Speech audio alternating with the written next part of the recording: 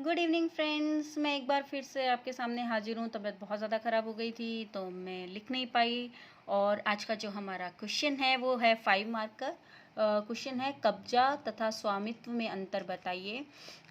ये हमारे जो लॉ का पोर्शन है उससे संबंधित है।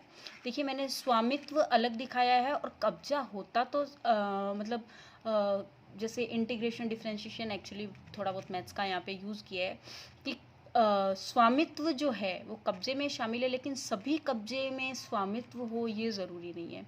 तो मैंने इनका डिफरेंस इस तरीके से अलग अलग दिखाने की कोशिश की है। स्वामित्व, कब्जा, यह विधि कानून द्वारा गारंटी प्रदत्त है, यानी कि कानून हमें स्वामित्व प्रदान करता है, जबकि कब्जा जो है वो एक भौतिक अवधारणा है। यह स्थायी प्रकृति का होता है क्योंकि इसमें कानून जो होता है वो गारंटी देता है और एक तरह की रिटर्न गारंटी होता है, और ये इसकी प्रकृति अस्थायी होती है, यानी कि अगर कोई और कानून के थ्रू उसके ऊपर अपना स्वामित्व साबित कर देता है तो आपको कब्जा छोड़ना पड़ेगा। इसमें संपत्ति के स्वामी होने का अधिकार, उसे उपयोग करने की व हस्तांतरण यानी कि दूसरों को देने की, अंतरण करने का अधिकार भी शामिल होता है।